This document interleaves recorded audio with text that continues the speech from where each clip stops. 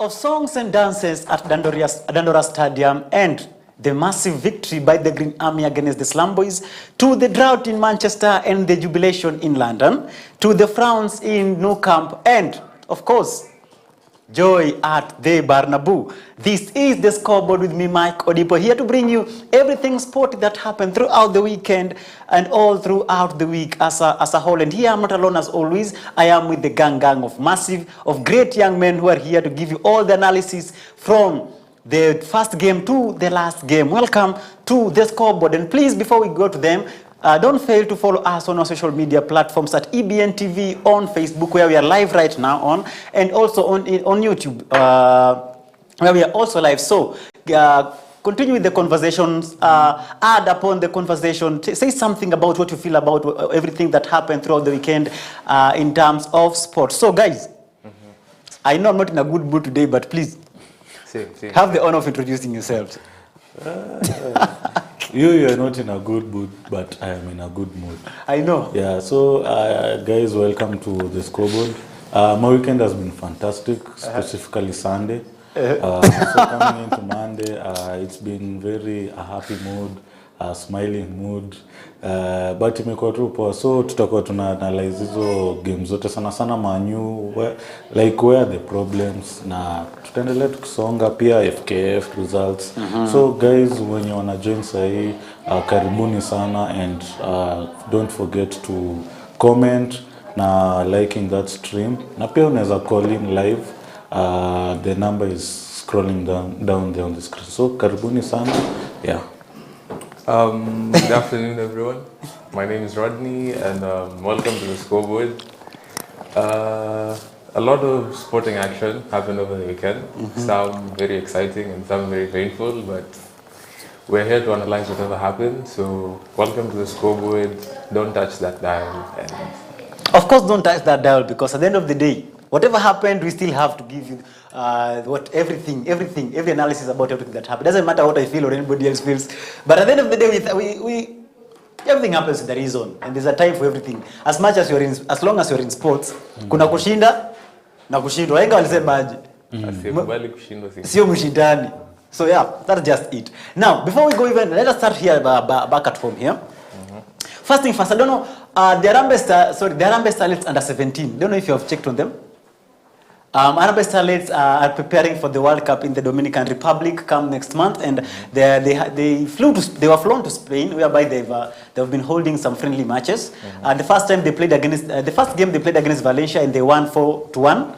And the second game they played against Portugal, and they drew 1-1, which is a good performance for them. And adding up now to going now to the World Cup, that's a good feat for them. And I don't think we'll be dwelling on that so much, because I feel like that's basically it, because we've been talking about them since the day they qualified for the World Cup. So we are here just to watch and to see what they will do at the World Cup. Now, and let's jump straight to the FKF Premier League, whereby a lot of sporting actions, like Rodney and Manu have said during the weekend.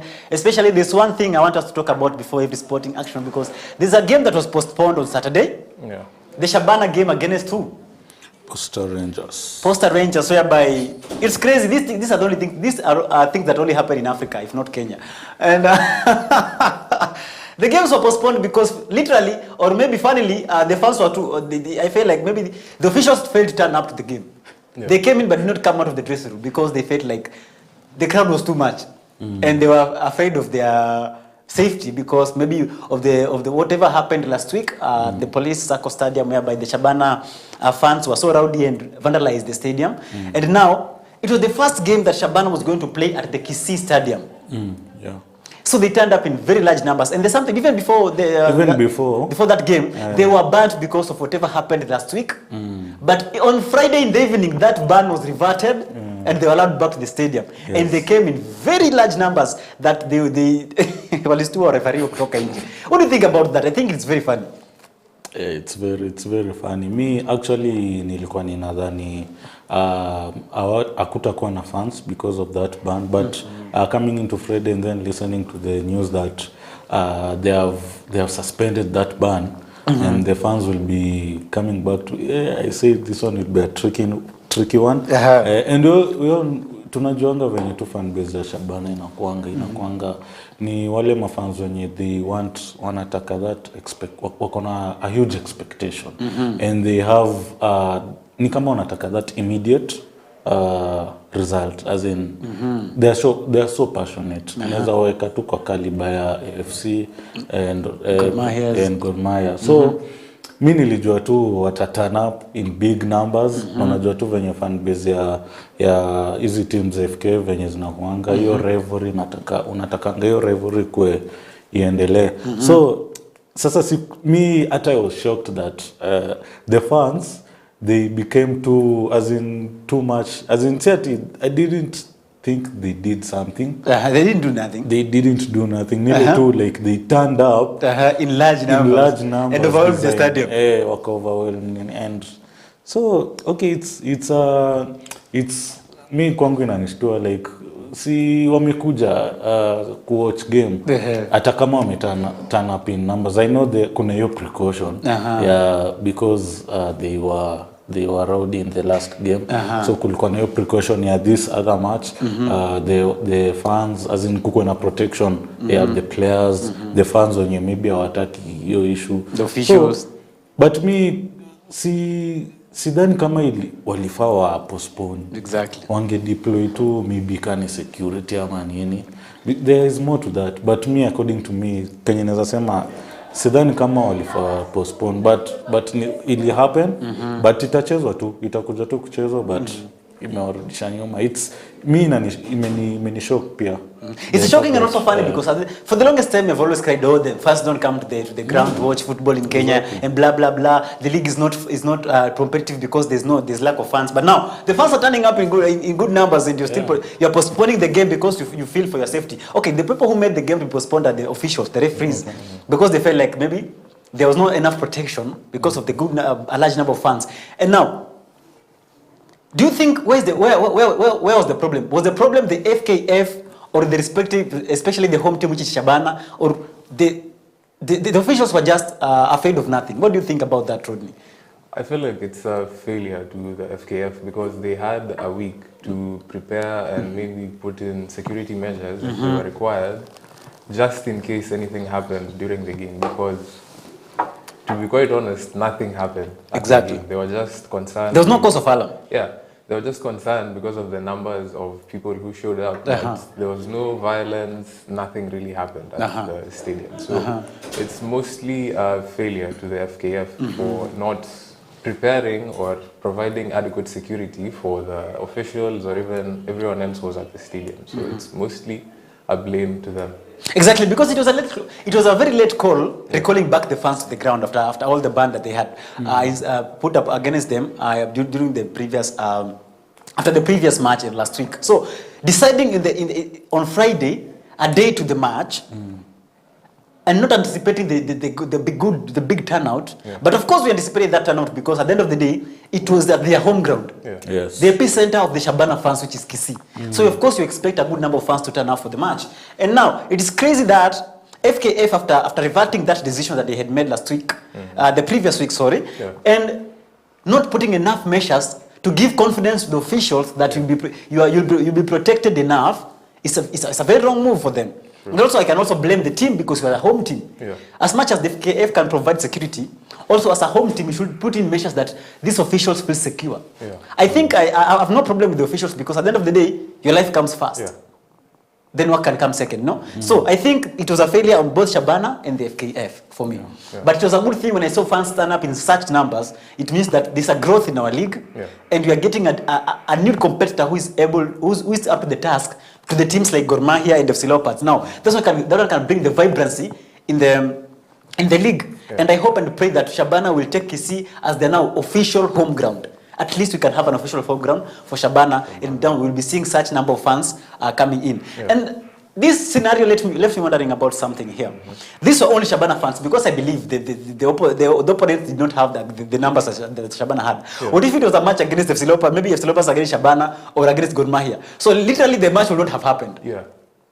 Because if you know right now that Nyayo is not around, unless something happens, Kasarani is not around, and those are maybe the biggest football grounds we have in this country. So Which means now, right now, if you have a fixture that pits both Shabana and Gor Mahia or Shabana or FC Leopards, that match can't be played literally. Or they'll have to bring down the number of fans that can attend that match, which is so wrong. Yeah, very wrong. Very wrong. It's kind of ironic, as you've said. We're trying to, improve the culture of fans attending matches, but whenever they show up, they're saying security concerns.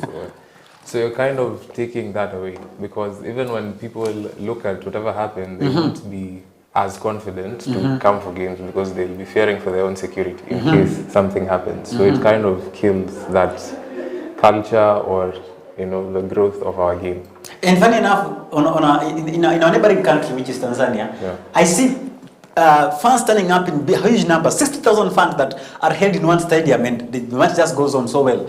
And of course, maybe it can be a match between Simba and Diago, which are rival fans, and the match just goes on well. Every shenanigans happen after the match. So I fail to think that in FKF you cannot handle a fan base of only one team. It's crazy. It shows lack of preparedness. It shows lack of seriousness and professionalism. So it's just crazy. You can just say that. Maybe we hope that something can be done with that, and that maybe such a scenario won't happen again. And we must assure our officials of their safety. Not just officials, even the fans themselves. Their safety must be assured on our stadiums. That is the thing, literally. And kudos to Shabana because of the good number of turnout. That is what we want from our teams and our fan bases in our teams. That's what we want. So it's a challenge to FC Leopards and Gor Mahia to even bring in more fans during their matches, because Shabana has shown that it is capable and can give these teams a run for their money, which is a good thing. Now, I think let us go for a short break because one of us has joined us right now. So let us go for a short break as they prepare him for the show. We'll be back in shortly. Don't touch that dial because there's so much to come after this.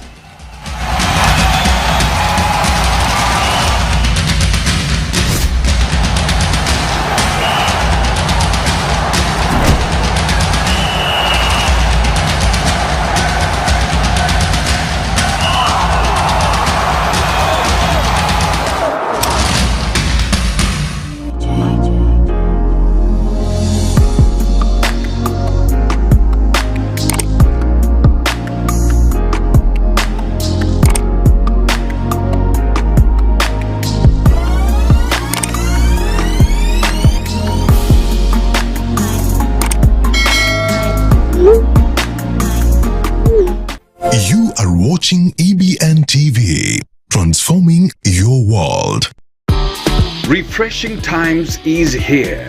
Join us every Wednesday from 8:30 p.m. on EBN TV as Bishop J.B. Masinde of Deliverance Church International Umoja brings you messages of timeless wisdom, spiritual guidance, and heartfelt encouragement to uplift your spirit and renew your faith. You are not what people said about you. You are not what you do. You are not what you wear. You are what God says about you. Somebody say amen. Refreshing Times, where faith meets life, only on EBN TV.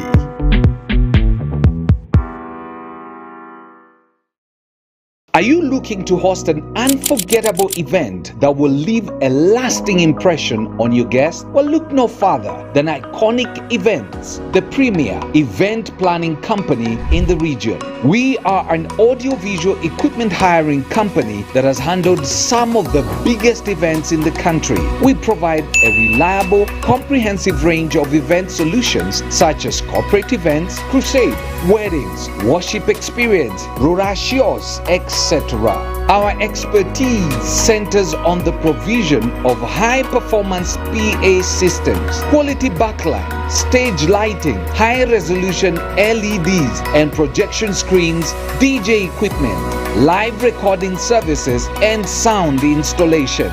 We offer a range of options to suit different needs and budgets. Talk to us and let us turn your dream event into a reality. Contact us today at 0711-238-353 or 0706-501-701 or 0731-706-003. You can also visit us at Buruburu Phase 4, Rare Court. Iconic Events, we got you covered.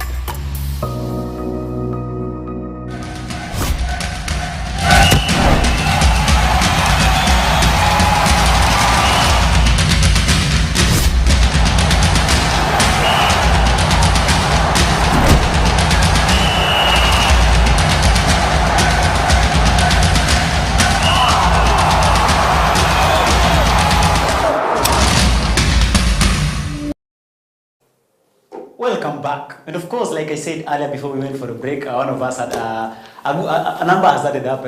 The family is growing. So let us just welcome him briefly introduce yourself to the show. A new face but not so new on screen, sir. Welcome. Well, unajua sasa karibu sasa Bwana Yesu asifiwe bwana. Karibu niseme Bwana Yesu asifiwe, lakini anyway, team Chelsea manze, good afternoon. Niko hapa hivi kwa represent kama kawaida na tuko hapa kumon Manchester kama kawaida. No, didn't have to mention that. Yeah, I'm Teddy Salmist na nimefurahia kujoin hii. Thank you so much and welcome. We have to have you here. You know today it's a lot of banter from you. But anyway, we are ready for that. Never helmet. Now, welcome back, like I said. Now, we were talking about back here at home about the Kenyan Premier League, and we are done about Shabana. Now, I want us to go straight to a team called Gor Mahia. Because at least it plays on Saturday. It played on Saturday. And it won again, 4-1 against, is it 4-1 or 4-0? 4-0 against Mathare United. The first game from Gor Mahia. And we talked about this, I think, the last weekend when he said that now it is coming back home and it has to revive itself from the defeat in the CAF Champions League. And it came and it showed what it means to be a Gor Mahia, what Gor Mahia is in this local league by beating Mathare United 4-0. But anyway, Mathare has not been performing so well in the Premier League since it came back. So what do you think about that game? Me, I can say it was an easy game for Gor Mahia to start their campaign. How to bounce back from a disappointing CAF Confederation. So it was expected that they were to win that game, and unajua sasa wataanza kuweka pressure kwa league table because they have games in hand, and these teams like AFC Leopards, Tusker, these heavyweights, tulikuwa tunasema walikuwa wachukulia advantage. Gor Mahia wajaanza na wao. Like hizo ndio times zenye they have to win their games. Exactly. Ndio Gor Mahia sasa wakianza isikue pressure mingi. Ataka Gor Mahia watapata hizo games in hand of which they'll get them. But now unajua sasa kama you haven't capitalized on your first few games, it will be tricky on, because now when Gor Mahia start putting pressure, we saw it with last campaign with the Posta Rangers. Walieka pressure on Posta Rangers, and Posta Rangers tulisema ni kama wako na experience ya kucope up na Gor Mahia, because Gor Mahia tunajuana kwa ngapo juu. So wakianza kukaribia, if you win a game, you win a game. Unajua sasa kuna time yenye Gor Mahia will play first, Posta Rangers maybe play later. So Posta Rangers maybe wanaona Gor Mahia wameshinda, wako like we have to win, but now the pressure inakuwa hard. So hiyo ndo ninasema sasa pressure ya Gor Mahia. So ukiona venye sawa wameshinda strongly, it's very important for them bouncing back from those disappointing results in the Confederation, and then wakiendelea hivi ninajua soon enough tutakuwa tunaona wanaanza kuweka pressure hapo juu. So of course it was a big win for them. Yeah. Exactly. Thanks so much to my director for putting up the fixture there, the results there. Thank you so much. At least it is helping. Now, I want to touch on something because it touches on someone here. Sofapaka. Sofapaka lost a goal to nil by Bandari. Teddy, this is your team. What is wrong with that team? I know. I'm happy because you are here when we have to talk about this. I was waiting for this. Najua ilikuwa lazima uiguzie kwa sababu kuna mahali pengine ndo revenge. Nikicheki tebo ya KPL. Sisi ndio tunaongoza kutoka chini. Na manze hata mimi mwenyewe sijaelewa what is happening by the club. Just sometimes unaweza blame coach for nothing. But nimeona kama management imefanya everything to improve the team. But the boys are not performing. Hii ni club moja naona ni kama tutafunga kama ile ya Majui. Tutaifunga sasa tuone kama watu wako serious. So anyway, during the weekend to lose a very important game, na imefanya tubaki 1 point kwa ligi, na which is not looking good, and things are not looking good for Sofapaka actually, because game ya 4 na bado hujapata 1 win kwa ligi, inakuanga very hard for you to bounce back again sooner. So for Sofapaka, I don't know what's happening with the team, but I think the boys, kwanza when I was looking at the some highlights of them during yesterday, nikiangalia hizo manini zao, highlights zao wenye wamekuwa kicheza game zao mbili recently, Nimeona ama boys wako na shida moja kwa mid. Sofapaka has a problem na midfield. And if the midfield inaweza kuwa solved very soon, the team will come back, but I think the boys need to be serious. Manze, Sofapaka is a big name. Sofapaka is a big team. Na hii ni timu yenye imebeba ligi, tunajua imebeba ligi. Hii team maboys wako ndani hawachezei badge. They are just there for forward. I don't know what is happening actually. Yeah. In fact, Papa Lengwa should do something about that team. Yeah. I know you have a new bus and a big one. Maybe they're celebrating the bus. But anyway, it's crazy that Gor Mahia is ahead of you in the log table. Exactly. Gor Mahia playing only one game and you've played 4. It's crazy. It's crazy. And you have more games than the points. It's even crazy. Now, unless somebody has something else to talk about that game.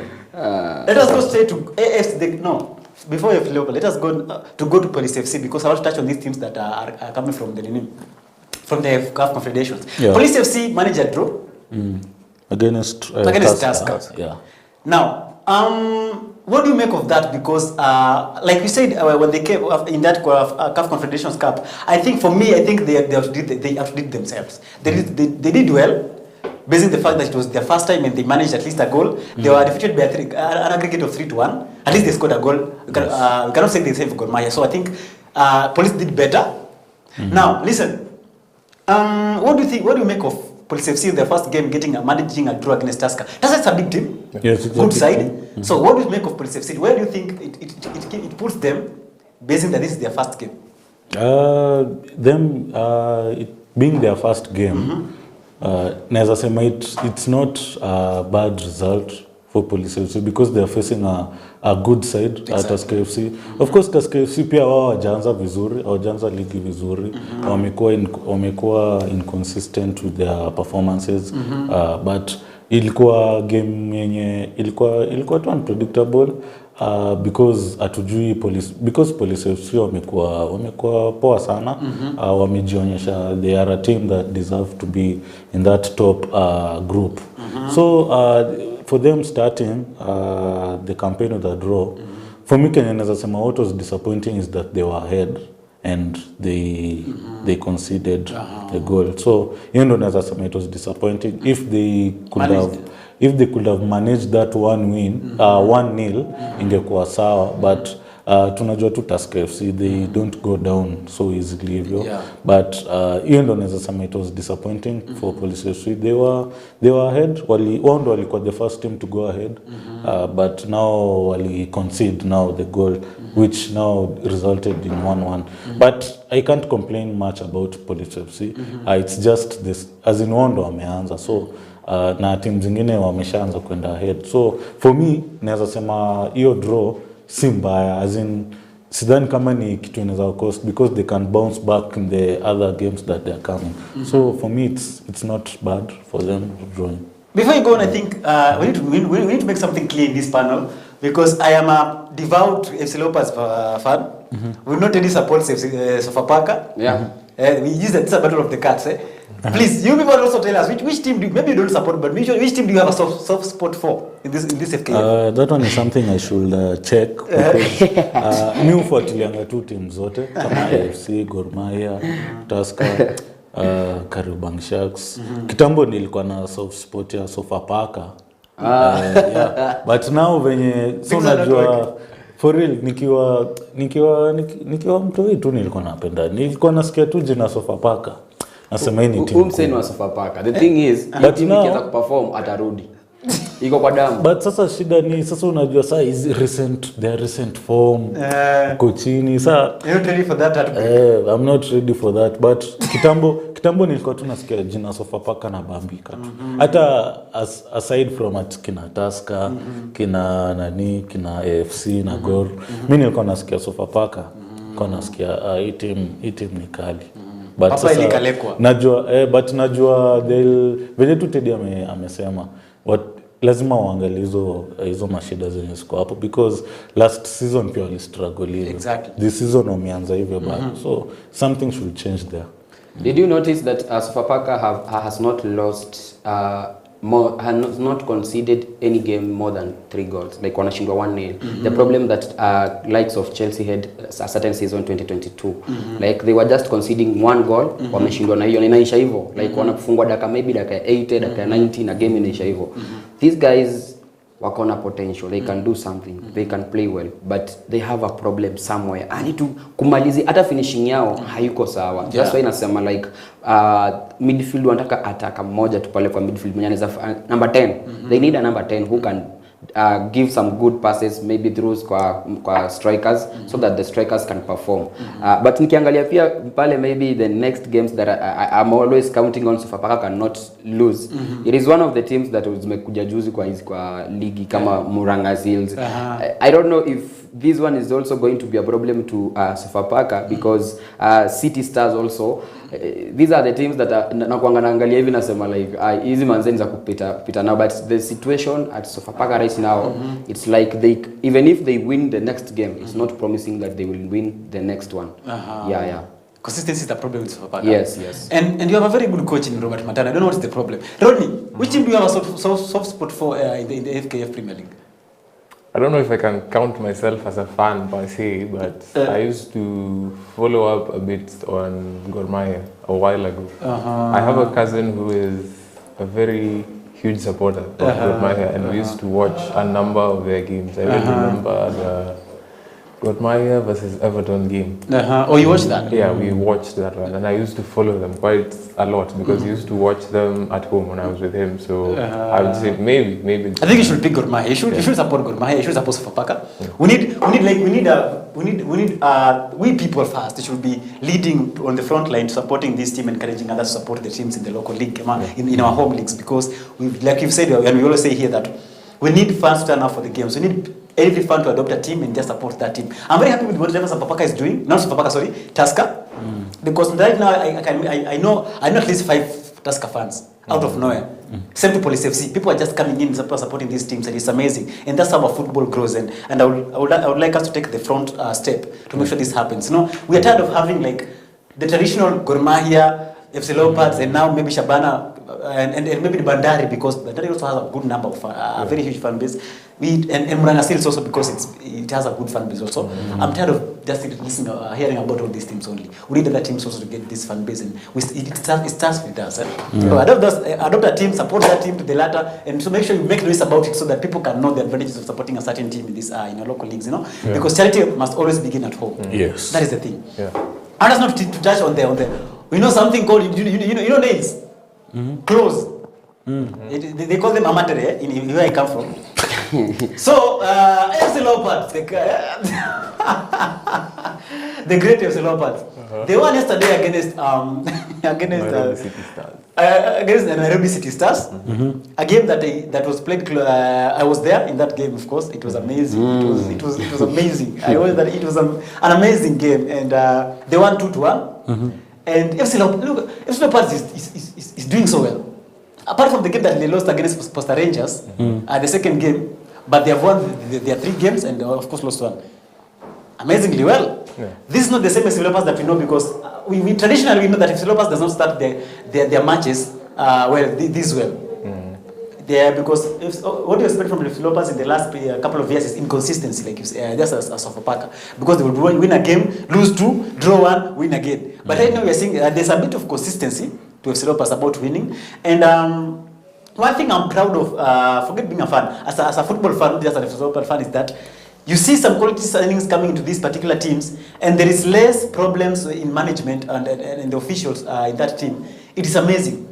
You know, and I always say that when the office is comfortable and doing the right things, the results are shown in the pitch. I'm not saying that they're the best when it comes to management in FC Leopards, but at least they're trying to show signs of that, you know?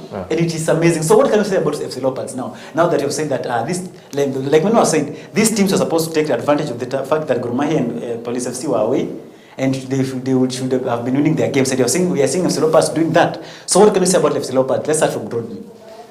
I feel like it's a massive improvement for them. Over the years, we've been seeing only one team shining at the top, which is Gor Mahia. Over the years, it's just the same champion over and over and over. And I feel like it's time that we have a bit of competition at the top. If you remember a while back when Mashemeji derbies were quite heated, Exactly. I feel like we should have a bit of that going forward so that we can have more competition at the top and seeing even more teams competing to win the title. So it's a good start for them as much as they lost. Hopefully they can keep up the form and go on and have a good season. Yeah. What do you think about FC Leopards, Manu? Same thing kenye tu Rodney amesema.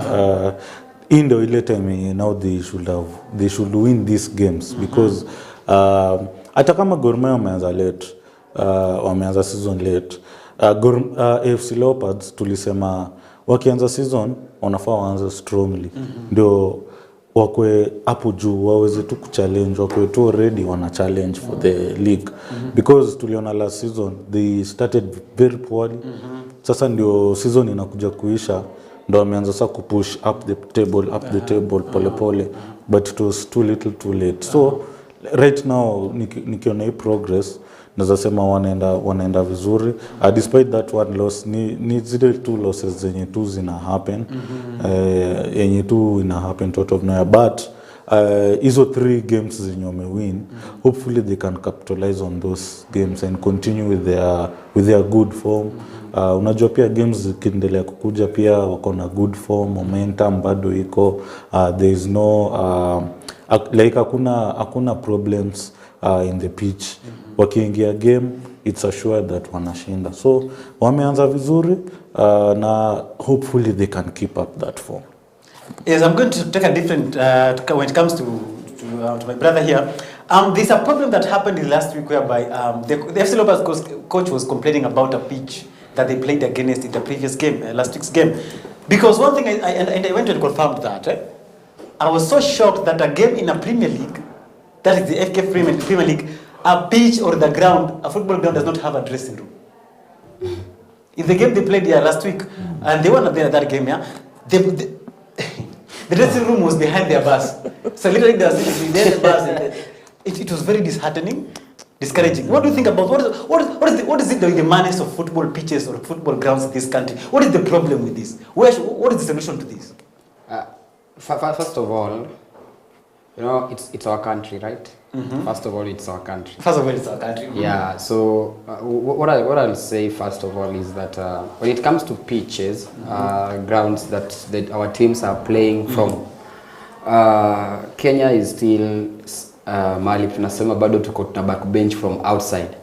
The problem is we are still backbenching from outside, but we are not doing vizuri tuna backbench as we continue to do something to work on our pitches. Yeah. Because the image that we are showing as the big teams, because I believe kuna fans wa Sofapaka, kuna fans wa FC, hata huko Tanzania kuna wasi wana support hizi team. Exactly. Kuna wasi tu kutoka tu Uganda huko East Africa kuja tu kuwatch hizi games za Mashemeji derby, unaona? So nikiangalia venye umesema tu vile ati dressing room yao ilikuwa and sasa tuseme tu ati dressing room changing, yani kuchange tu uniform walikuwa na change nyuma ya basi yao ama ndani ya basi yao.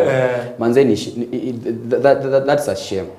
That's a shame. Kwanza for a big team in Kenya, a big team in the nation like FC Leopard, which is representing our nation. That's a shame. So for me, I would say that also wasi wenye wako wasi wenye wanafaa kushughulikia mambo na improvement in terms of sports in Kenya, they need also to put the government on toes. Exactly. Juu hapa hivi manze kwanza mtu anaweka hiyo fixture, anaweka kwa ground yenye haina dressing room. Huyo ni nani kwanza in the first place? Juu kiwanja unafaa kwanza na confirmiwa, tunajua kiwanja iko aje, iko na mahali penye vijana wata change, kuna mahali penye vijana wanaweza jificha, mahali penye mafans waoni, penye mafans wanapigi kelele, wanaenda kujificha mahali wanaambiwa mawaidha, wanapewa mawaidha, vitu kama hizo, unaona? They can have their own separate secret place that they can maybe discuss 1 2 3 things. So me hata hiyo venye niliona nilikuwa nimeshtuka sana, but I believe maybe as we go on things will turn well. I'm hopeful, but I'm just hopeful. Yes. Yeah. Again, talking about the FC, the form that we're in right now. Sorry to say this, but FC happens also to be Arsenal of Kenya. Aye, that is because so painful. these That is guys so painful. Why would you do that? these guys wanafikanga place. Remember, Gor Mahia has only played one game, Yeah. and they are around number 15, number 14. These guys, they only need 2 games to get to FC. Exactly. FC is facing Kariobangi Sharks. Kariobangi is number 3. Na FC kishindwa, Kariobangi will be going up to number 1. So we need also to check FC imecheza na timu gani. The way tumeangalia hizi timu zetu za kina Sofapaka, wamecheza na timu gani. Alafu acha tuone mimi kwanza sijazi hype up for FC right now. I'm looking this game that is coming for Kariobangi. Ikiperform, wase Monday nitainua mkono hapa niwaambie mimi FC nimeipea. Yeah. Unafaa pia because at the end of the day unajua I feel like see a champion, if you want to be a good champion, these games that people perceive are small games, you win them. Because you are never sure about these big games, you know. But FC has been winning against Kariobangi Sharks, so that's how. Remember, look at the history. Kariobangi seems to be the dark horse of this season.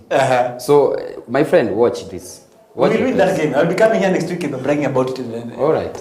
Flaunting into your faces. Now, I want us to go straight now into. Let us fly now to the other side of the world, the big leagues, whereby we are one side is disappointed, the others are laughing. Okay, a single side. The others are, I know, are happy. Things happen in the but I want us to start from Spain now. Let us start with the Spanish Premier, the La Liga now. Barcelona. After a very good run of games, and people are saying about Barcelona is back. What happened? It was against Osasuna, right? Yeah. What happened to Barcelona? Because I didn't expect an Osasuna winning against Barcelona. What do you think about that game? You see, for Barcelona, I've never been a fan of these guys for last season, even this season. Mimi hata kama walikuwa wanapiga wase bao 5, bao 4, bao 3, no problem. But mimi nilikuwa na feel Barcelona bado hawajaface team, hawajaface uzito. Unaona? Is it Champions League that they lost also? Yeah, first game. Exactly. Yeah. They faced a real opponent. Yeah, uwezi sahi unajua sahi hata Arsenal wanajua kikutana na West Ham wanagonga because they are not in form. So Barcelona mimi bado sikuwa nimewapatia like my all hope, my all thoughts that our save by they were conform. So I looked at their game yesterday, niliangalia venye walikuwa wanacheza kidogo. They are good in tiki-taka as they always play. Their counters are okay, but Barcelona pia iko na shida behind. Behind iko na shida. Behind kuna shida. Kwanza ukiangalia hiyo pairing yao hiyo hapo nyuma, it has a problem. It's very shaky and those guys walikuwa wanapenywa tu like watu walikuwa wanapita tu. Yeah, na kama Osasuna kama ingekuwa pia tactical vizuri, maybe I think it was 6 goals, not even 4 alone. Maybe ungefunga hata more than 5 goals to 6 goals. So for Barcelona, I think the problem is behind us. They need to check behind. Yeah, they need to check behind. Alafu they also need to note that we as fans and also their staffs, they also need to note down that there are teams that when you face them, unaona venye Mateska anasemanga kwamba I watched their previous games. I have seen how they do their counters. Unasikia Arteta anakuambia they are so good in their wing backs. Yeah, I think Flick is like anaenda kwa next game with the glory of the last game. Anaenda na hiyo thoughts like we are going to win this. Yeah. Some people will argue that maybe the failing to start by Yamal was the issue with that, because when he came in, he scored a goal. What do you think about that? But hata Lewandowski alicheza na hajafunga bao. Lewandowski amekuwa on form. Okay, Yamal aliingia na akafunga. Sawa. But I think Barcelona, it's clear. I think the defense it's not good enough. Najua Hansi Flick is trying something, but najua sasa sahi it's not that perfect. And then pia the loss of Ter Stegen through injury. Ter Stegen aliumia the last game. So this the second choice goalkeeper Iñaki Pena, maybe he's not able to command the back four in front of him. So napata inakuwa shaky. Yeye mwenyewe pia napata kwa uncomfortable. Because first thing anajua hii defense imemprotect before msea apite like akwe one on one anajua kwanza hii defense iko sawa na nyendo anaicommand. So ukipata hayuko comfortable with his front back four yenye iko mbele yake, unapata back four iko shaky pia yeye, unapata maybe he has to do a lot of work and maybe unajua pia yeye hajacheza a lot of games Ter Stegen ndo amecheza sana. So naweza sema tu and then pia Osasuna ni venye tunakuwa underrated sana. Osasuna ukalianga Barcelona sana hizi recent times zenye kuna games time Osasuna wamekuja kwa ligi wamelemea Barcelona a few times and na hii unaona wameshinda emphatically sana. So naweza sema I think Hansi Flick has to look at the defense. Juu tunajua mbele wako sawa na pia kunaweza kuwa neo factor ya Yamal hakucheza inaweza kuwa factor, but pia Ferran Torres is good. Exactly. So they have a good team now. Ni hiyo tu kuconform like najua wameconform, but now venye tu today amesema they haven't faced that strong team yenye itawapea challenges sana in the defense. So I think walipata test through Osasuna.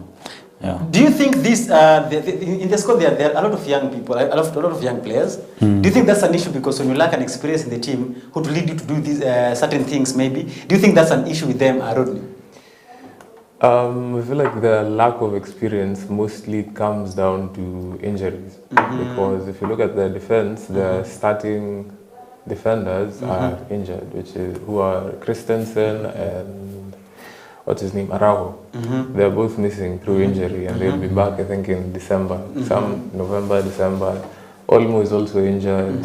Gavi recently came back to training, so it's mostly down to injuries, but yes, the experience kind of plays a factor, though it really shouldn't, because the manager knows whoever who is, in form or can kind of execute whatever tactical plans he has for the team. So mostly down to injuries, especially in the defense, but yes, the lack of experience might also be a factor. Yeah, because I feel like there's a lot of young players now coming in for Barcelona and playing, and that experience factor is very important to a team. Yeah. As much as we want young people who still have energy, but that experience is very important for a team now. Let's jump to Real Madrid.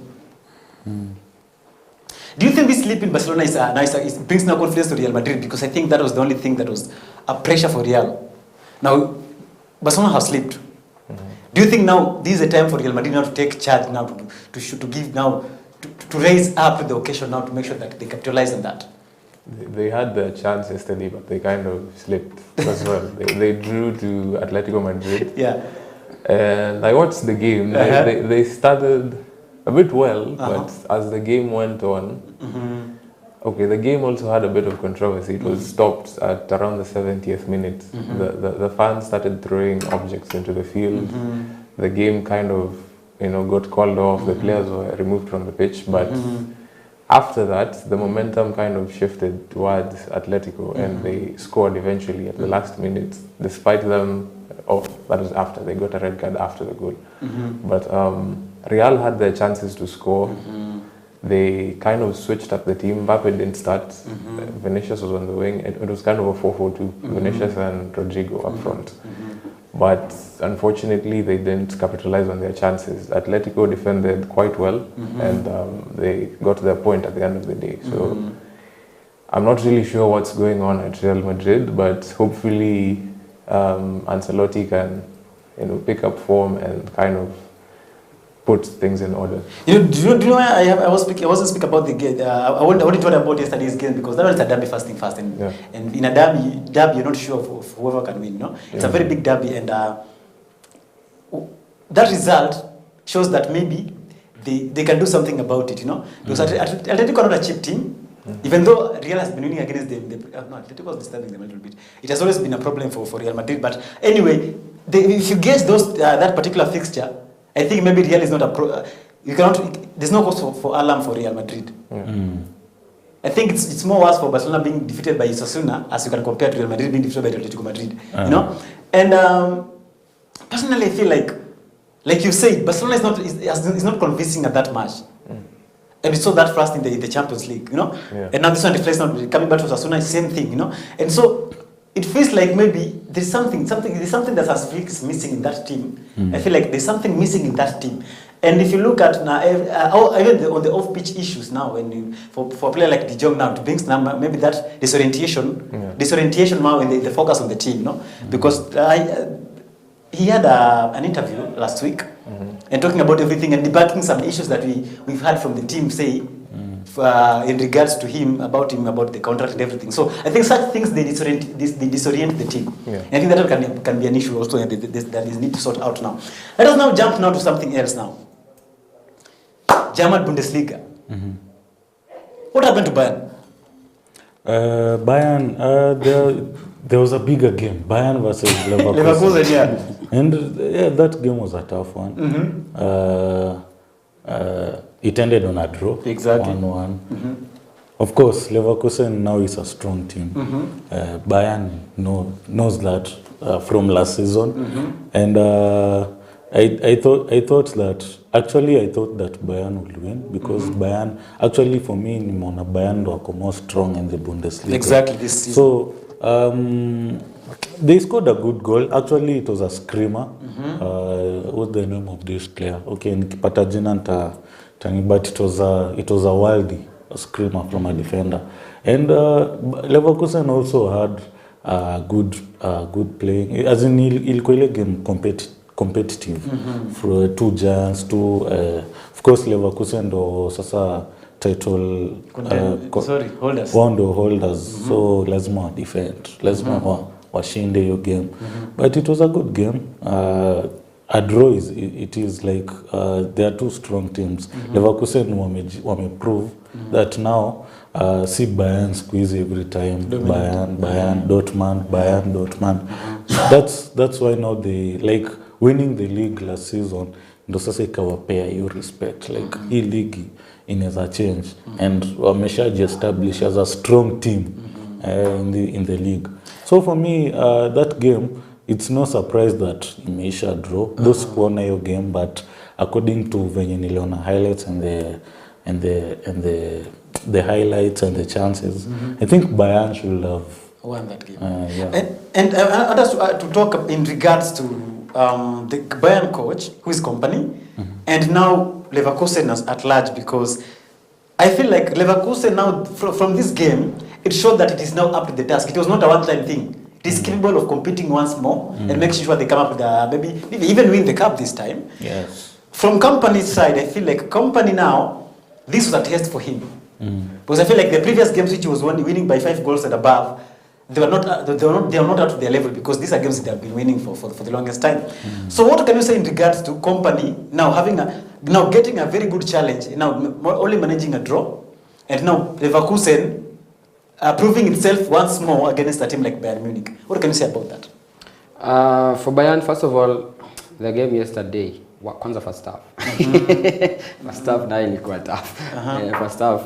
Actually, unge first half, ungesema Bayern is going with this thing. Ingeshinda game. And Leverkusen just proved to me like they didn't just to come to test a title and then wakaenda. It was not a Sofapaka incident.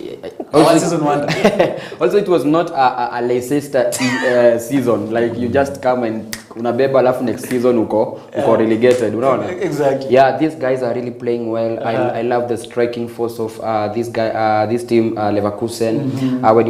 When you look at Boniface is becoming one of the best African players actually representing us there, I think. Yeah. So Boniface and all the other guys, Wales, they are playing a good game. But Leverkusen ukiangalia walicheza, company also tried. Yes, I know company has the names. Actually, the side team, do you remember that season that we were used to saying Manu wako na majina? Sasa hii Bayern has names. Ukisikia tu unakutana na Bayern, you are facing Olise. And Olise is something else right now in Bayern. But hata mimi nili expect probably maybe a 3-1, a 3-0 from Bayern, but yesterday I was surprised, and the game was actually tight. Ilikuwa ngumu sana. Ili prove kwamba hii title ya hii season ya Bundesliga bado ijamuliwa. Ya tusiseme tu ati Bayern wako ndani ya hii kitu na washaenda nayo. No. I think Frankfurt is still there, and also Leverkusen is still there. If you check even their tables, how their table ya Bundesliga vile iko, one top 4 vile kuko, wanakimbizana sana. And I think if Leverkusen also wangeshinda game ya jana, wangekuwa number 1 as we talk right now. Yeah, so company is doing a good job actually. He's still unbeaten, of course. He's still unbeaten at least for a few games. Bado ako unbeaten, and you can see how amejaribu sana, being the first season at least, ana manage a big team. Many of us tulikuwa tunamuunderrate sana, but I think company is someone to watch this season together with Leverkusen. Now itamsumbua sana. This is going to be a two horse race. Yeah, two horses race. For me, it is going to be Bayern Leverkusen and Bayern Munich. These teams we are good to watch. So the city of Bayern must bring out a champion. I know one Kenyan who's supposed to live by Leverkusen.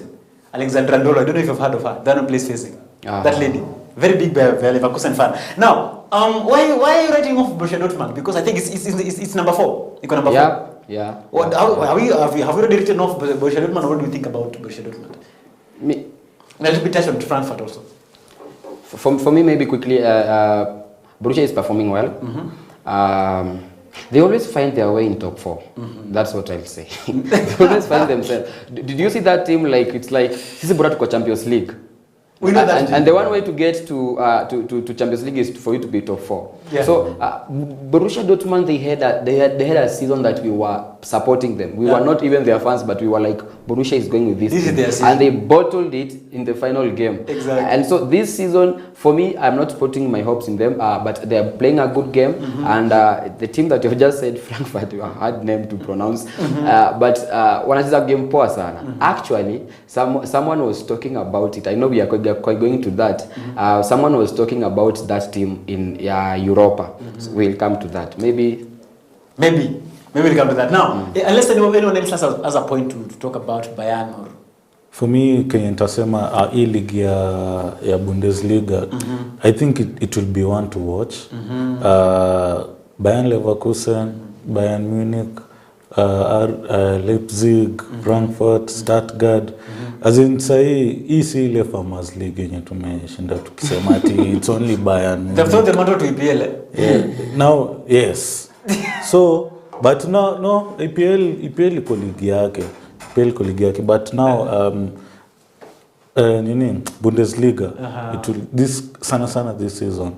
It's one to watch, and it's one to watch because will we see if Leverkusen will hold that title again? That now hapo ndio interesting, ndio kitu interesting kuona. If Bayern Munich will clinch that title again, na irudi kwa Farmers League, and so it will be one to watch. Mimi naweza sema hivyo, but Dortmund for me, Dortmund sidhani kama Dortmund wata struggle because now teams zimeanza kuwa competitive in the Bundesliga.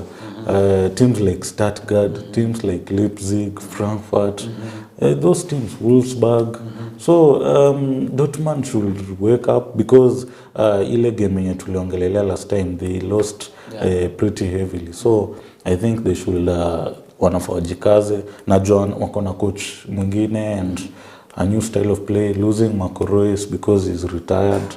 Ameenda US. So it will be Dortmund should up their game. Tunawajua wakichallenge Bayern Munich, but sasa Leverkusen replace. Definitely that is where Dortmund should maybe up their game to bring that competition now to be more stronger, because I feel like it's still the same thing when you will be in case the game changes to Bayern and Frankfurt. These are still two team race. That's not right.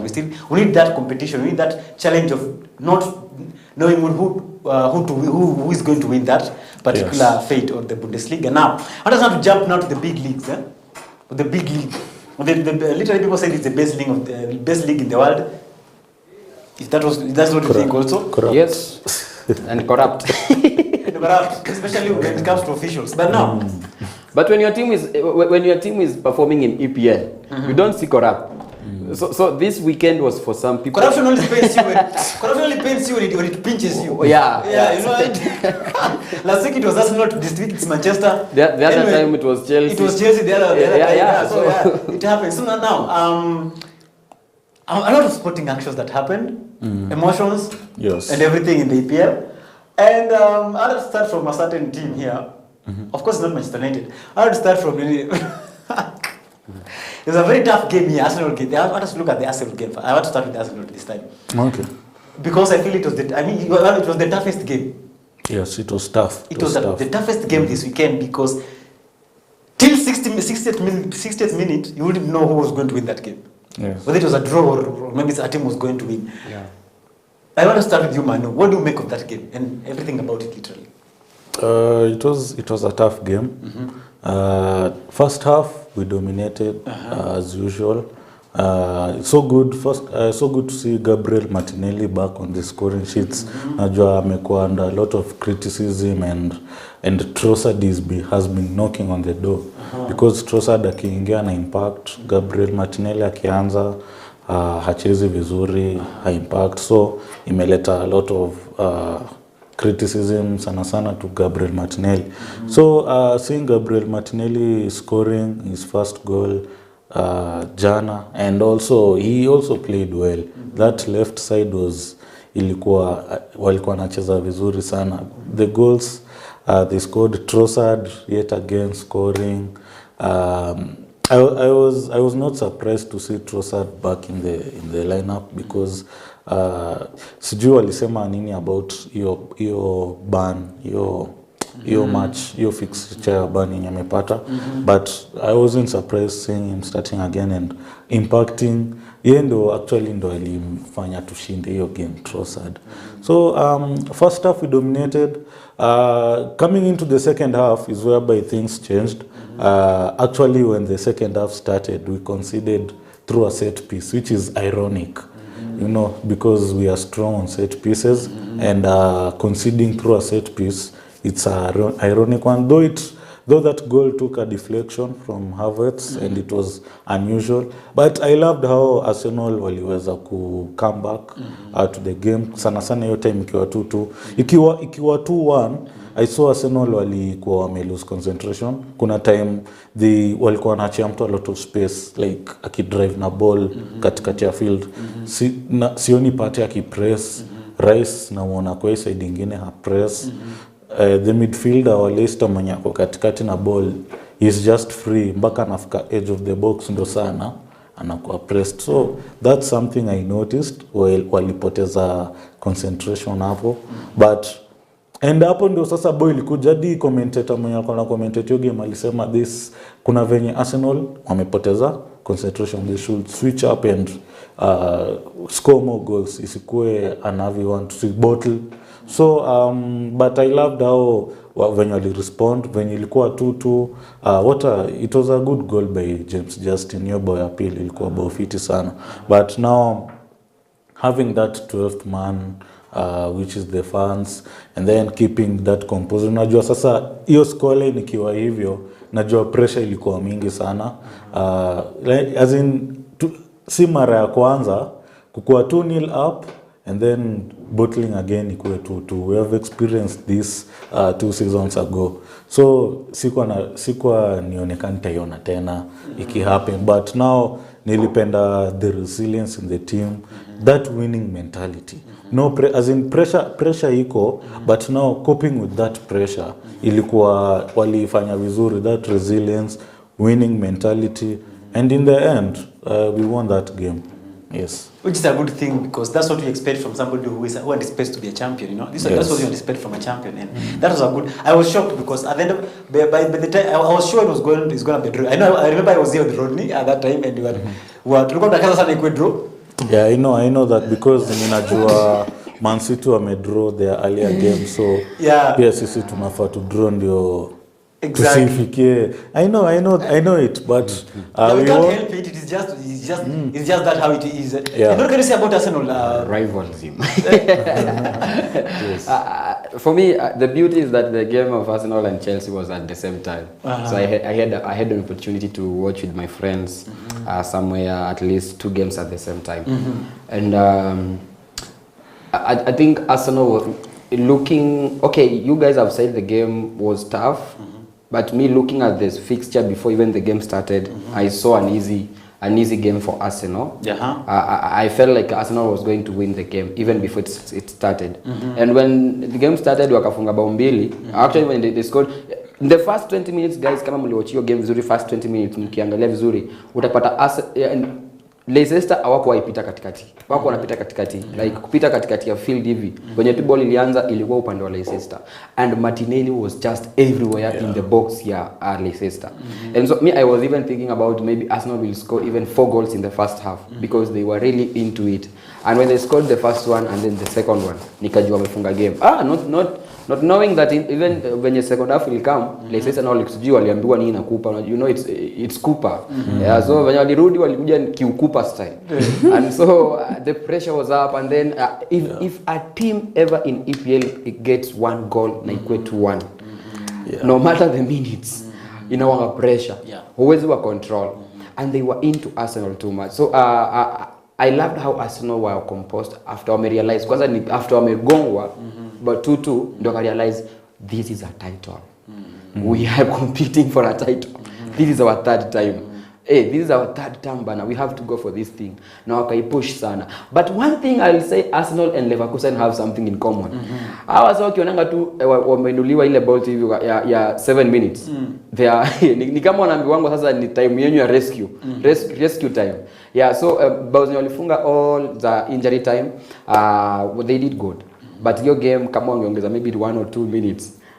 Kama imetoka draw because Leicester was good. Na ilikuwa tu a mistake. If you look at the 3rd goal, I think Ndidi who scored an own goal.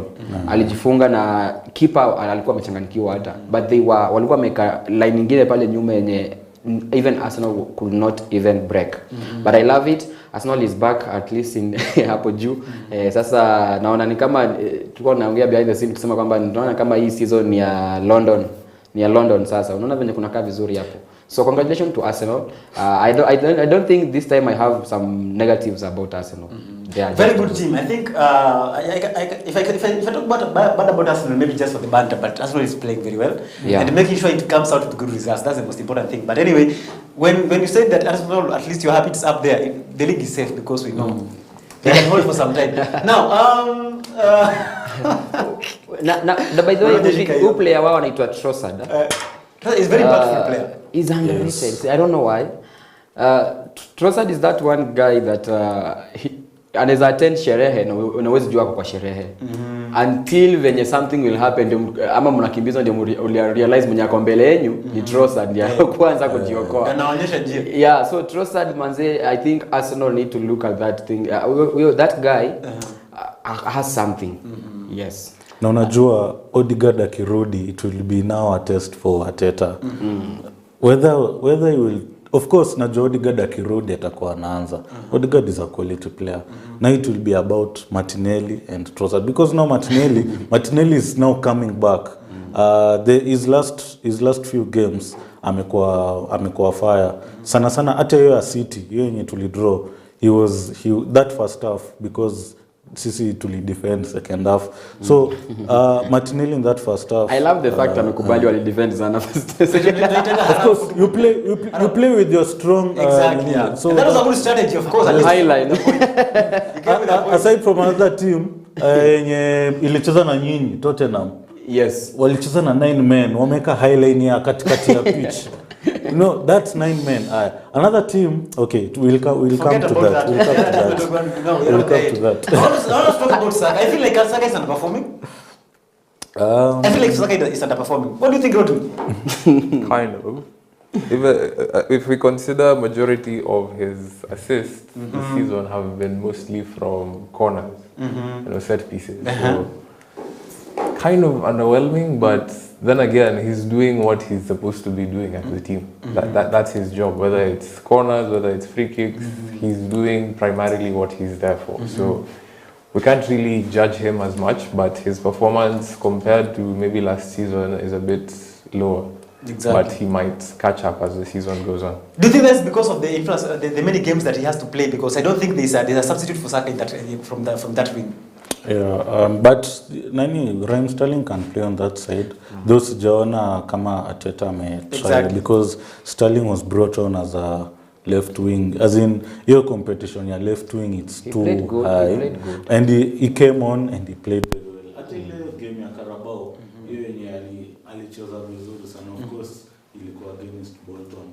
But now when he aliingizwa against Leicester, he was good on the ball. He was passing, unajua game ya Sterling tunajuanga sana ni kukata. Holding the ball so much. Holding the ball, cutting in, tunajua kuna hiyo pace. But now I saw his game very different from when amekuwa akicheza Man City na Chelsea. Anashika tu ball, as in you pass if it's the right time, if you want to take on that defender and you unaona maybe is your time, unaona utalose your ball, then you pass it to another player. If you can take him on, then well and good. As in decision making yake imekuwa poa. So Sterling is good. I think there is one person that is not happy in the Arsenal squad.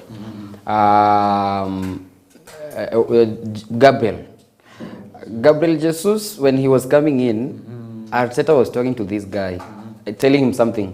Jesus was furious. Like kwa hiyo touchline ungemuona venye alikuwa amesimama, he was not even listening to him. And venye alipata ile opportunity ya one man, like venye alipewa pass one man, single man to run with the ball, I think he was going to make a sentence. There's something that he was going to make. He was going to make something. If that goal he had scored, kama angescore your bao, celebration ingekuwa kind of different. I think because I feel like Gabriel is not happy. For me, because he's not getting a run of games. I think to the competition, and he has, because it was his own undoing, because not performing and the injury is coming recurrently. So I think it is he has himself to blame. But I feel like Jack, I know you are watching. I think I've done justice to Arsenal because he disturbs me a lot. It's an Arsenal fan. So I hope I've done justice to that. Let us go to the first game of the week, and that is Man City against Newcastle United. And Man City only coming out to the draw. And one thing I'm going to say about that game, before that game, I think on Friday or was it on Thursday, I had Pep was already scared about everything, and he said that if in case they lose the game or they don't perform well, it's because the referee is not there. Do you think Man City is a one-man team? What is wrong with Man City after? We understand that Rod is a very integral part in that team, but at the end of the day, this Man City you don't expect to be one team play, one-man team. Yeah. What is wrong with Guardiola? Do you think that his tactics are fading off? Or people have learned about his tactics. What's wrong with Guardiola? That Newcastle can manage a draw with Man City right now? They have a bit of a problem with the lack of personnel at the moment, considering that Rodri is injured, De Bruyne is out. Gundogan is back, but I feel like he's not the same player that left Man City going to Barcelona. Coming back, he feels like a completely different player. He's not up to speed. Or maybe he's just not used to the Premier League, considering that he went to La Liga. But at the moment, City are kind of in a hit and miss. The team isn't as cohesive as they were, starting the season. But not to take anything away from Newcastle, they did a very good job, especially containing Haaland, the defense. They did a quite good job. So. I'm not sure if we can blame Pep necessarily, or it's down to the players, but something isn't clicking in the team. Yeah. Manu, anything about Man City? Briefly though? Yeah, all I can say about Man City, I think this one was niliona hii game itakuwa na pressure. Kwanza after we almost beat them, as in unajua sasa hiyo ndio iliwa, I think it hit Pep. Of course, Rodri's injury is a massive one. So someone to replace Rodri, it's a tough one. Of course, I know Kovacic ameingia and is doing a good job.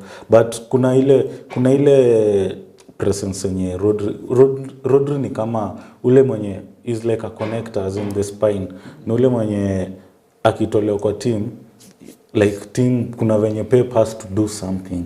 Yes, maybe to drop Bernardo Silva hapo ama Gundogan, and Rodri amesema Gundogan tangu arudi hajakuwa vile amekuwa the past seasons with the Man City. hajafika hiyo level bado. Of course season ni refu, anaweza kuna season fulani during the COVID pandemic. There was a time Kevin De Bruyne got injured. Hiyo spell ya the winter period, and Gundogan just stepped up, and so I think inahitaji ule msemo mwenye ata step up. I know Haaland amekuwa akifunga hizo mabao, KDB Kevin De Bruyne amekuwa the assist king kwa hiyo team. Rodri amekuwa very integral part in that midfield, but now it needs somebody else to step up. There was a time at last season when KDB was injured as well. Julian Alvarez stepped up. Inahitaji tu msea step up and hiyo team itarudi. Pep doesn't lack an option. So unaweza pata tu Gundogan can step up, Kovacic, even Gvardiol has been tango ingie juu yendo alifunga obo ya Man City. As in it can be even a defender, because ninaona style yenye Gvardiol anachezeshwa that inverted role design, anafika na kuwaka striker. No, so Pep kuna venye tu akona, he can't kosangi option. So I think the team ya City inahitaji tu mse a step up, and utaona tu team imerudi tu kwa Man City. Do you something to add on that or? Team Nejega, Man City. I always have something also for Man City, by the way, Kindani, because they are the Blues also. For City, I wouldn't say that they are losing it, but I'll say Man City this weekend was not just one of their kind of. And being the first game during the weekend, of course we know what early kickoffs are about. And City... I tend to believe that was just a mindset. I don't think it's just a mindset about early kickoffs. No, it's not a mindset. I think for EPL, it's kind of a serious thing. Man City, if you look, there are missed chances in that game. You will say that those guys wangedeserve kushinda. Kwanza in the first half, they had some great chances. So Man City, I think Newcastle is one of the teams that you don't just draw them out until it's 90 minutes. That's true. Yeah. So I feel like Newcastle were just so thirsty for a goal, and Man City was not just ile kuwa taking goal ama kuwa sure kwa finishing line yao. Because when we say Rodri is absent, I don't believe that Rodri maybe will be part of like wapate winning, because Rodri is one more of a defensive midfield. And you see Man City kwa finishing yao inakuanga wamejipanga sana. So mimi na feel tu like chances zao ndio hawakuput in order in that game. But looking forward, let's see what comes next for them. If they don't perform maybe in their this weekly game, and then the weekend comes also they don't perform, then we can start to think of another thing. But what will people say? We'll start to think about what is happening in the team, behind the scene, not out of the way we are seeing it out, because maybe kuna kitu inaendelea in, because hata Pep press yake sasa ameanza kuongea vitu. But language, he's so it's like he's angry at something or just pained about something. You know, there's so much about Man City right now. When you add the 15 charges they're still facing, and exactly. About them. So Actually, I think it somehow has somehow disoriented them, and I feel like for Man City, these outside the pitch issues are more of affecting them than whatever is on the pitch, I think. So there's a lot going on with Man City. Of course, I'm happy, I don't care, because I'm a rival. I believe it's also good for football. We need a change for us, we need a change, Bana. It's been too long having Man City. So on 15 charges, I think pia venye sasa hiyo topic ilianza kurudi, and wakaanza kusema now the trial will start being, wataanza kusikiza hizo trials. I think iliwa disorient starting from that Champions League game ya kwanza ya Inter. The stadium was, hadi ukicheki tu venye atmosphere ilikuwa, it was very silent. It was like a tensed moment. Coming into Man City versus Arsenal, same case. Sana when we took the lead, it was that stadium was so quiet. So kuna venye hizi vitu za off the pitch, kuna venye sa ina affect pia on the pitch. Because it's crazy, like having a back-to-back draw for Man City is something that's unheard of. Exactly. I don't think for the longest time I've never heard of that. But anyway, let us see what will transpire as we go ahead. Now, let us jump now to the easiest game of the week, of the weekend. That is Chelsea. Against Brighton. I love the fact that umesema easiest. It was the easiest, because Chelsea, there is no team this season that is hard for them. Awesome. Forget that comment. Now, you know, I feel like Chelsea, I understand whatever you're saying, but what I can say, the same way you said for Barcelona is the same way I'm going to say for Chelsea. You've not met a team that is worth competition, because the only team you met to beat you, Man City. Exactly. So this I can't comment about it. I can't say that about that. So I think you've not met, after Man City, you've not met a strong team. So we cannot say that you are correct on that one. But anyway, congratulations to them, because and for Palma, I think Palma is that star that we never thought would be. Palma is that player that I think Chelsea has never had, if I can say so. Even the Premier League. No, Chelsea. He's basically carrying the team.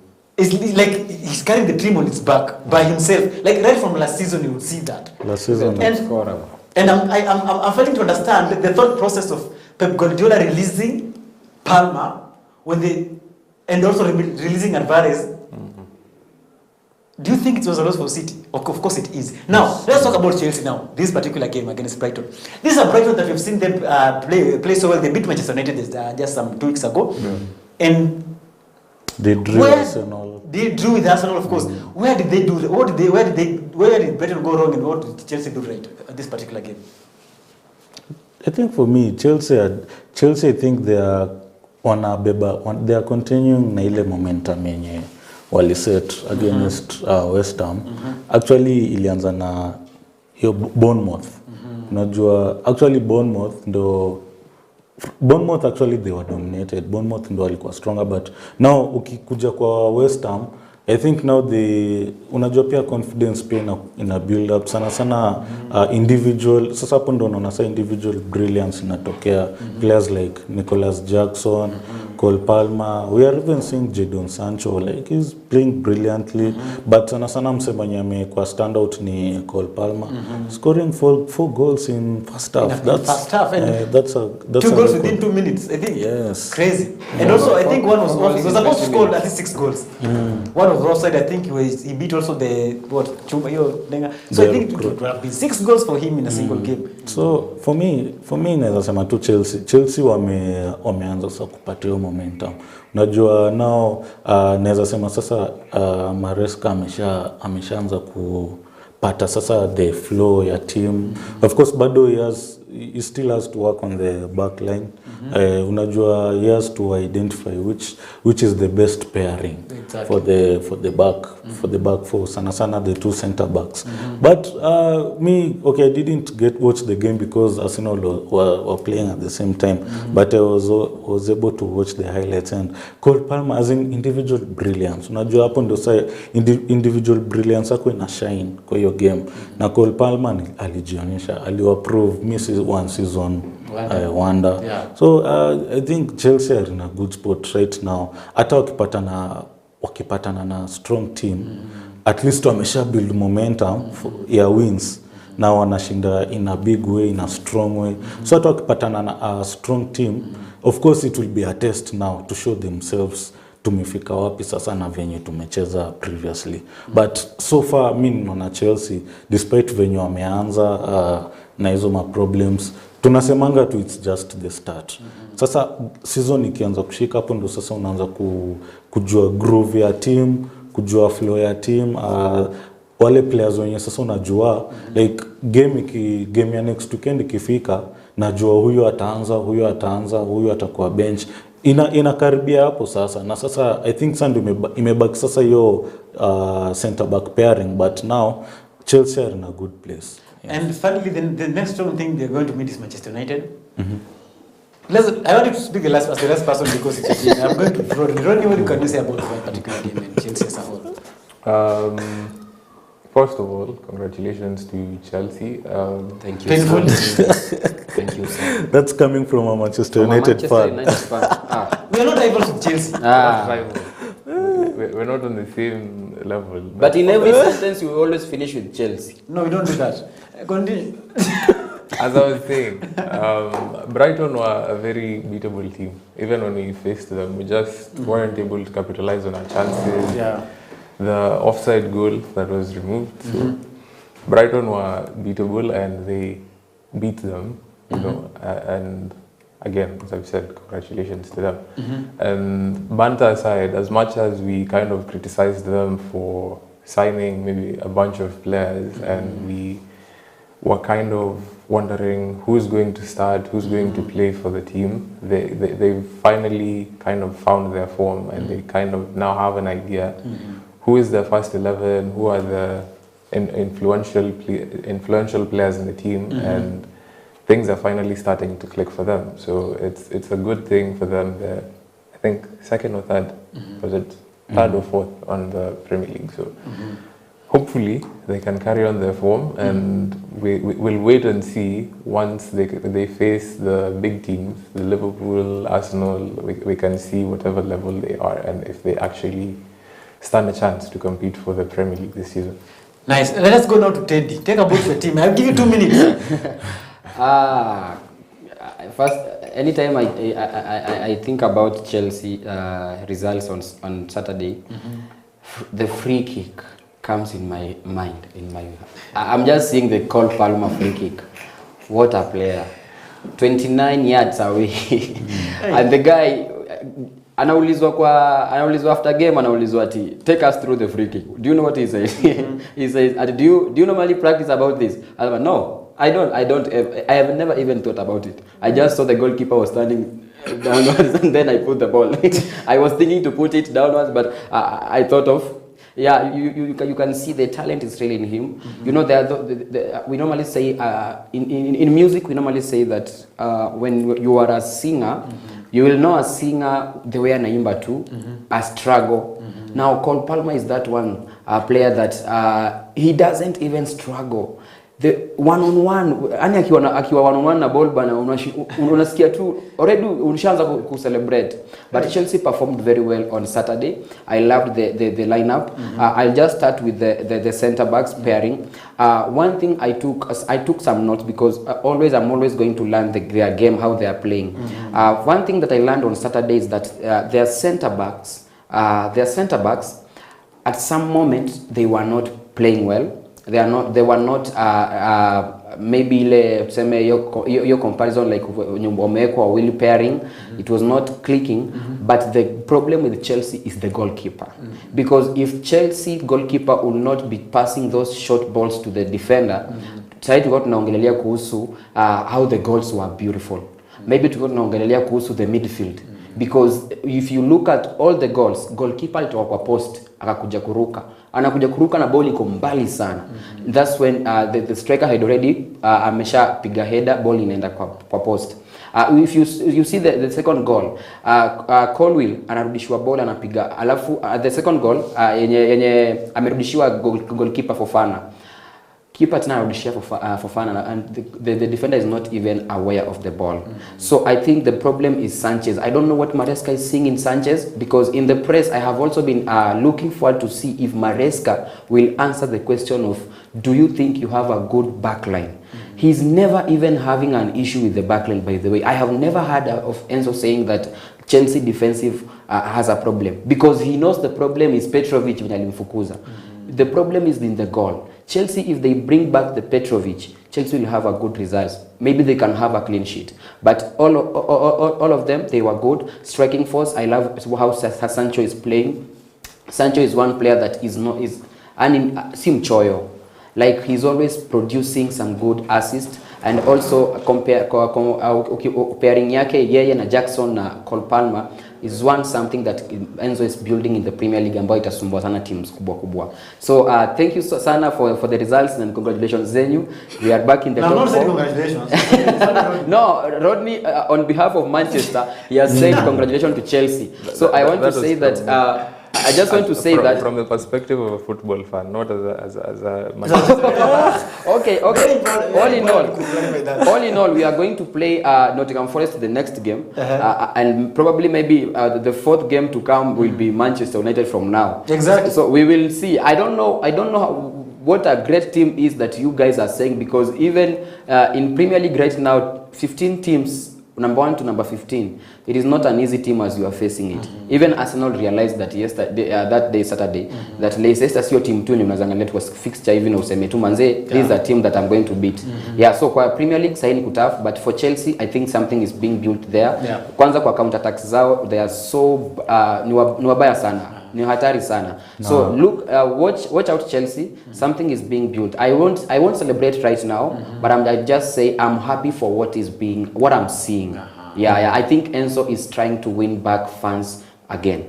Yeah. And one thing I can say about Chelsea, despite the number of players they have, one thing I've realized is that if you look at the team that started, especially the backline that started in the Carabao, it's not the same one that started yesterday. And funny enough, both performed well, and they gave really good results. So I think Maresca has found a game plan that can suit both of his players. Doesn't matter who he brings into the team. He knows that this one is my star player, this one will be like Palmer is a star player. Palmer has to play. This one can give goals, but the other pairings, they're just working out for him, and it's amazing. And he gives minutes to everybody. Exactly, and that's what I'm saying. And they prove themselves, and and that's something that maybe other coaches can learn from. Can learn from exactly. So Maresca, kudos to that, and I think Chelsea should be the team of the week. I think it should be the team of the week this season. Sorry, this week. Sorry. And Arsenal. Nobody's saying about I'm not saying Arsenal. I'm saying Chelsea. Now listen. In short, sema London teams. Individually, I've said Chelsea. Now, let us go now. Why are you not talking about Sancho? Because we've talked about Sancho for the last two weeks. I'm not talking about Sancho again. Sancho, like we said, Sancho is a player to watch. And I promise the next call-up for England, Sancho has been a player to watch since he was 20, so it's nothing new. And there's one thing I'm going to tell you about Sancho. All right, sir. In every team that he goes to, the first, the initial times or the initial games he plays so well. But after that, he'll be telling us about, unless Chelsea is going to be different. I see where you're going, right? Okay, let's continue. Let us now talk about the not so good game of the. I know this way. I think I'm so. Do you know why about Manchester United? Do you know why I'm smiling? Yeah. Because you didn't start today by biggest team in the world. Instead, you started another way. I love that because you have realized. Though the fact that it's you no longer. I don't speak for Manchester, so it's still the biggest team. Whether I say it or not, it's still the biggest team in the What? world. Let us talk about Manchester United. Yeah, sometimes lions sleep. And of course, how long will you be sleeping? Until the night is over. Now let us go. Your night in a Really talk about your team. I'm just giving you the chance to talk about your team before the others, the rivals come in.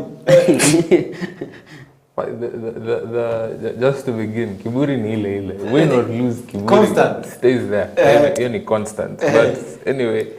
Last week, I said against Crystal Palace, it was a game where you tried everything and nothing worked. Yesterday was a perfect case of everything that could possibly go wrong went wrong. And it started from the tactics, whatever the manager planned, the team sheet. I saw the team that was selected and I was a bit skeptical at first. I didn't have a very good feeling even before the game started. I wasn't so confident about whatever team was presented at the time, and whatever happened. The team as well wasn't really up to speed with whatever was happening, and it was quite shameful to say so. It was a horrible performance from the players themselves, the manager. It was quite underwhelming, and I don't even know what to say. I think the Red has a vendetta against Manchester United. Why are you putting that? Remove that thing from the screen. I love it, sir. This looks good. Okay. Remove that thing from the screen. You want to see Rodney? Okay, moving on swiftly. So during the game, okay. You're not doing it intentionally. At this point, that is intentional. But No, see the caption. A dominant. Okay. Spurs win. Moving on. Moving on. Acha rudi mbele.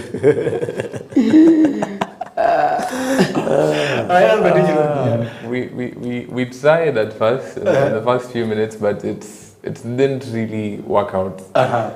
Ten Hag came in and set up the team for counter-attacking football, which was a bit weird considering that you put Garnacho and Rashford up front. Yes, I understand they're very fast players, but then again, you also consider Tottenham have 2 or rather 4 of some of the strongest and fastest players in the Premier League. Yeah. You know, you have Van de Ven over there, you have Romero, you have Udogie and Pedro Porro on the other side. So they're quite competitive and they can actually keep up with Rashford and Garnacho. So every single time we tried to play a long ball, we just ended up conceding possession. So I didn't really understand what he was planning with that.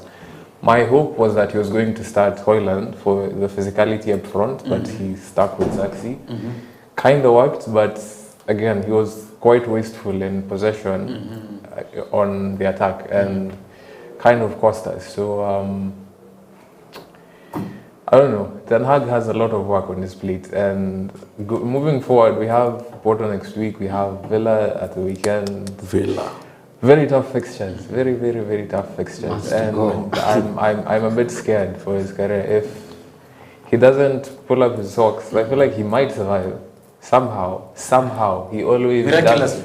He just pulls something out of his hat and he somehow survives. But at this time, I'm not so confident about him moving forward. We have managers like Nagelsmann, we have Tuchel who don't have jobs. Nagelsmann is coaching Germany, but he can't still be convinced. Man United is a big team. So. Of course. And if he doesn't perform, he's at risk. The season is still quite early and it can be rescued, but only if he can put in the work and kind of somehow turn the fixtures. Yeah. Yeah. Let us now go to Manu now. Tell us about something about Manchester. Speak your heart out.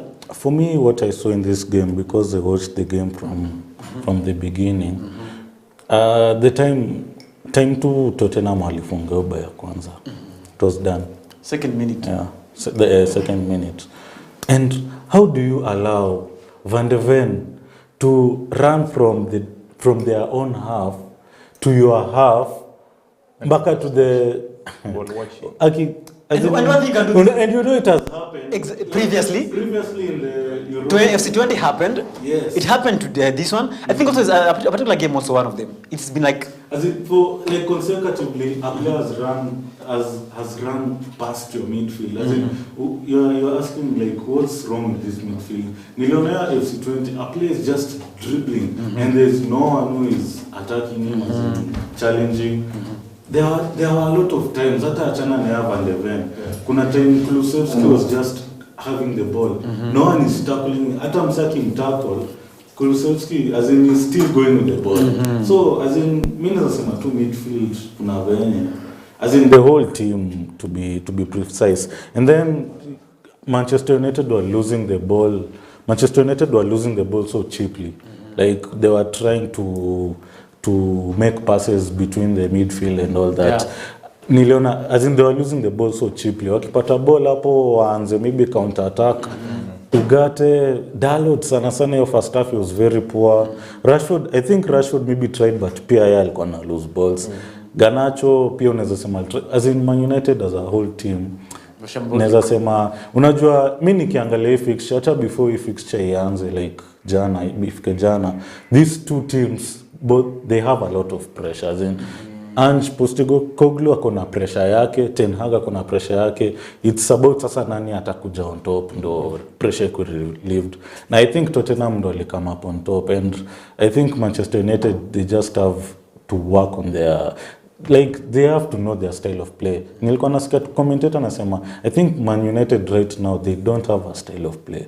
for the last I think at hiyo point yenye Rooney anasema over like long balls, actually nilikuwa dhani ndo ita work. There was a time Onana gave Rashford a long ball, and and ilipata ni venye tu alikuwa inches offside, but ilikuwa inakasa hiyo ndio tactic, because between the midfield, passing between the midfield, you guys are losing the ball too often. Ugarte is losing the ball. I think Ugarte bado hajazoea Premier League. Ni venye tu he's a quality player. Ni venye tu time itafika anze kushine.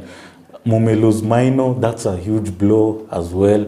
Fernandes red card, a bigger one. So, and you guys have tough fixtures to come, like Porto, sana mi kwangu ya Aston Villa, Chelsea.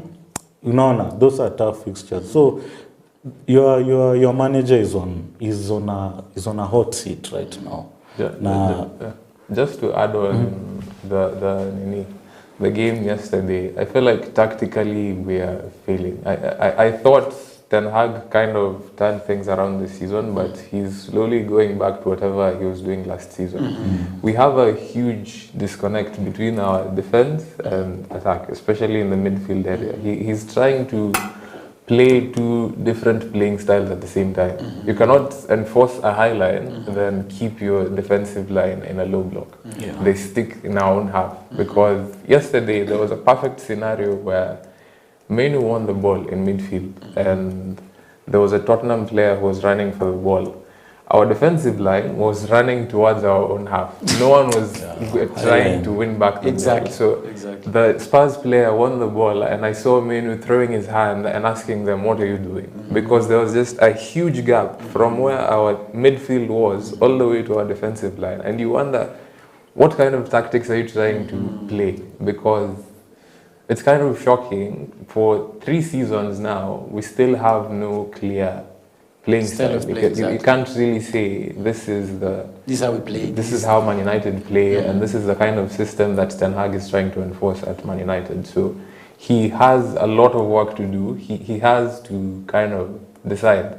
If we're playing a high line, then back the whole team, play a high line. If you're trying to play a low block, then play a low block and stick to it and play maybe counter-attacking football. So he has a lot of work to do, right? Especially right now, because he's under quite a lot of pressure, and if he's not careful, he might very easily be sacked.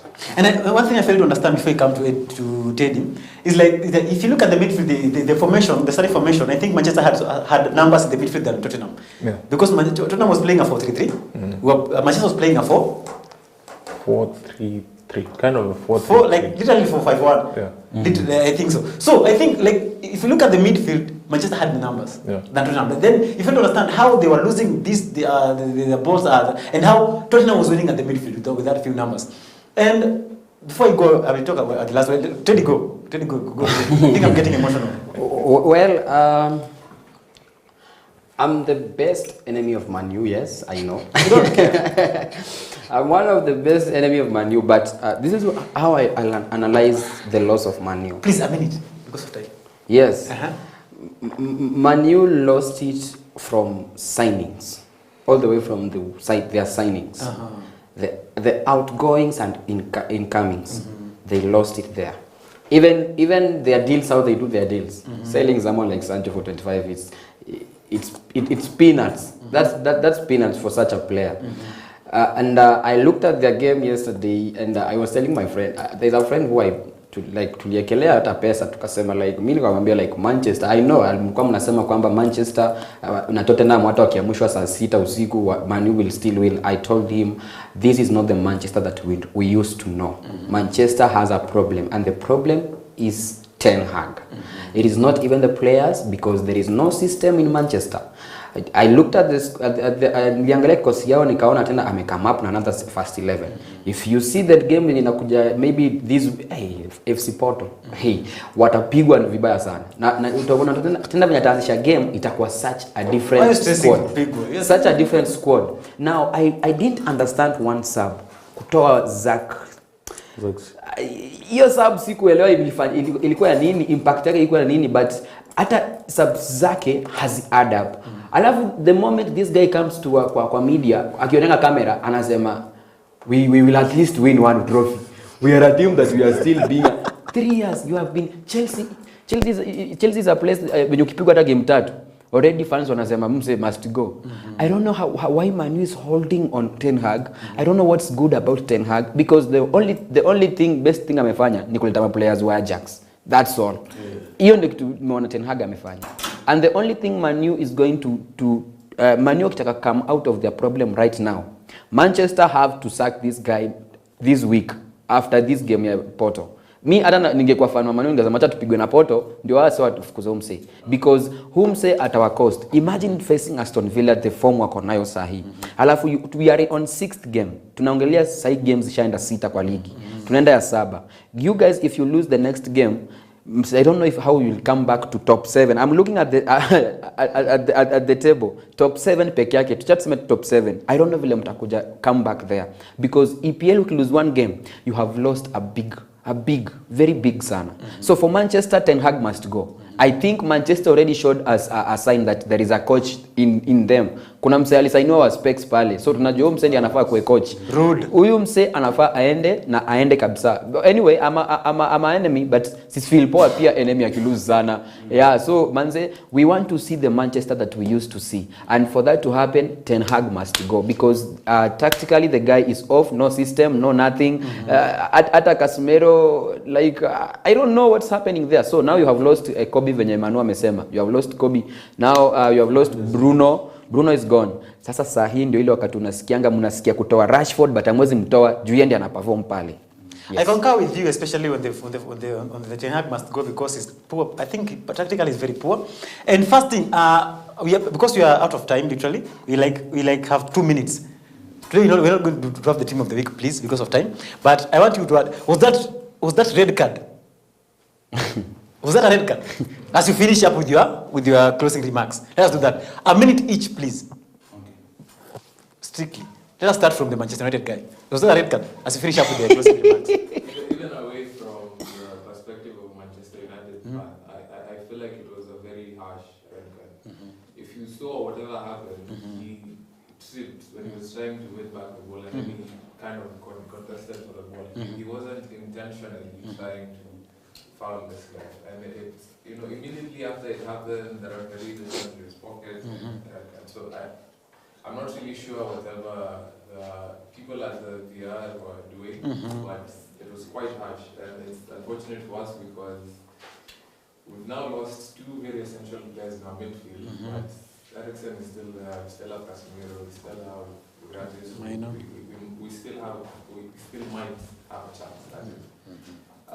Finishing remarks, thank you to everyone who was tuned in today, and I wish you all a blessed week and a lovely day ahead, and hopefully to my fellow Manchester United fans, hopefully we can turn this around and things can get better from here. But if not, then as we've said before, Ten Hag out.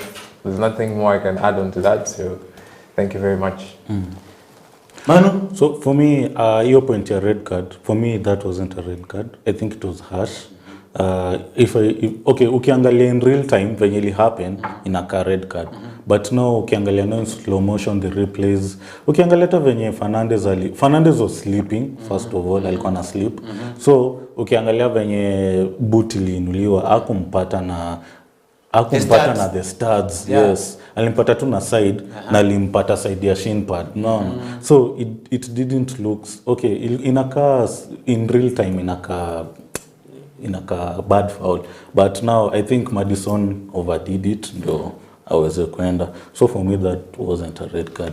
And then nikimalizia nataka kusema thank you so much for those who have tuned in. Nimeona comments hapa Facebook zimeingia. Nimeona Simon Peter sana ametufuatilia tangu tuanze. Na shukuru sana wenye wame comment. David Njue na amesema Simon Peter ni wa Chelsea by the way, Teddy. Ni wa Chelsea amesema we are coming back to the top kama this Drogba. Yeah, quoting one of the comments. Yes, anasema Chelsea fan tuned in from downstairs huko chini. So Simon Peter, shukran kwa hizi comments zenye umetuma. David Njue pia asante. Then nataka kuacha tu na kitu moja. Hii mambo ya going down to 10 men. Juu nilikuwa nataka kwenda Man U. Niliona tweet nyingine. Msali sema sijui Manchester United took their game walikuwa 10 men, wakiwa 10 men waliplay better, ndo walionyesha hizo chances nini. Nikaona tu msemo mwingine amereplay kwa hiyo tweet na mka lost, unaona. So ukiangalia the situations venye inakuanga, sisi Arsenal tulipack the bus, sisi tulicheza with our stronghold, like our defense ndo strong side yetu.